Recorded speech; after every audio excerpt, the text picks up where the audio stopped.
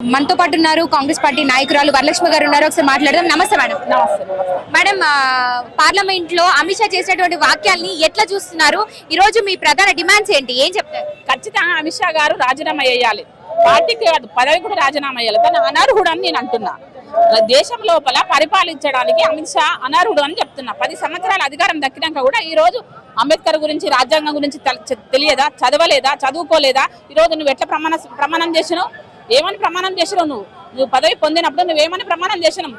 గుడి కంటే బడి మేలు అనేసి మనం పిల్లలకు చెప్తున్నాం, రేపు కాబోయే పౌరులకు చెప్తున్నాం, రేపటి తరాలకు చెప్పాలి. మనం ఎందుకంటే గుడిని అందరం మొక్కుతాం, అందరం పూజలు చేస్తాం, రకరకాల దేవుళ్ళకి మనం పూజ చేస్తాం. కానీ రాజ్యాంగం ఒక్కటే, రాజ్యాంగంలో పొందుపరిచిన నిబంధనలు ఒక్కటే, వాటిని పాటించాలి ప్రతి పౌరుడు. ఏ నాయకుడు అయితే ఇలాంటి రాజ్యాంగం మీద ఇలాంటి మాటలు మాట్లాడితే వాళ్ళు ఖచ్చితంగా దానికి అర్హులు కాదు, అనర్హులు. వాళ్ళు ఖచ్చితంగా రాజీనామా చేయాలని నేను కోరుకుంటున్నాను, డిమాండ్ చేస్తాను. ఇప్పుడు అమిత్ షా చేసినటువంటి వాక్యాలకి మోడీ సమర్థిస్తున్నారు. ఎట్లా చూస్తారు? ఏం చెప్తారు? నేను ఏమంటానంటే 10 సంవత్సరాల వాళ్ళకు రాజ్యాధికారంలో అహంకారం ఎక్కువైపోయింది. మేమే మంత్రులం, మేమే రాజులం, మాకు దేశంలో మాకు ఎవ్వరు కూడా లేదు. మేమేమన్నంటే అవన్నీ వాళ్ళు చేసే రాజకీయ కుట్రలు ఉన్నాయి. ఆదాని అంబానులకు కట్టబెట్టిన ఆస్తులు ఉన్నాయి. వాటిని ముందు పెట్టుకొని కట్టల డబ్బును ముందట పెట్టుకొని ఈ రోజు మోదీ అట్లా మాట్లాడుతున్నారు. అది అహంకారం అంట. నేను పార్లమెంట్ లో పెట్టిందే అన్నాడు, అంటే అంబేద్కర్ విగ్రహం పెట్టిందే బీజేపీ.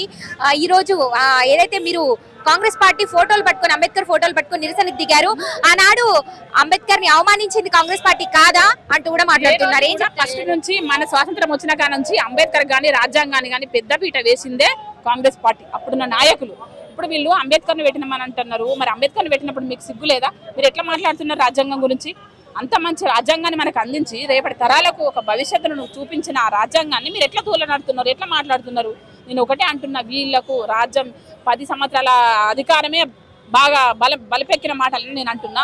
అహంకారం ఎక్కువైపోయి ఇలాంటి మాటలు వాళ్ళకి కాంగ్రెస్ పార్టీ కావాలని డైవర్షన్ పాలిటిక్స్ చేస్తుంది. ఎందుకు చేస్తుంది?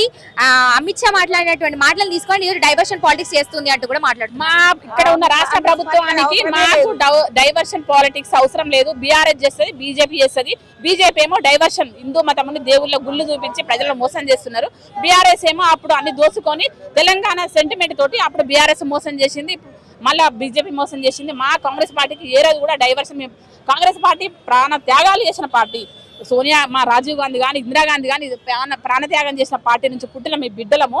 మాకు ఎప్పుడు కూడా డైవర్షన్ పాలిటిక్స్ అవసరమే లేదు. అమిత్ షా మంత్రి పదవి నుంచి తొలగించాలన్నదే మీ ప్రధాన డిమాండ్.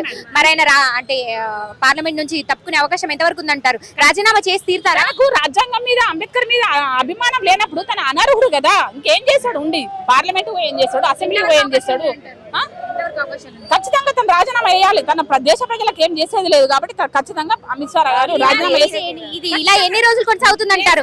ఇలా చేసే భవిష్యత్తులో దేశవ్యాప్తంగా ఇలాంటి పోరాటాలు ఉంటాయి.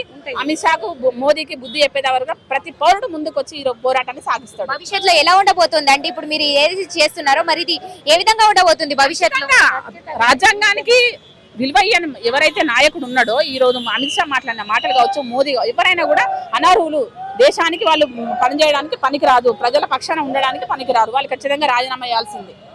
అదే డిమాండ్ మేము మా కాంగ్రెస్ పార్టీ నుంచి, పౌరుల నుంచి కూడా మేము అదే, వాళ్ళు కూడా పౌరులు కూడా అదే కోరుకుంటున్నారు.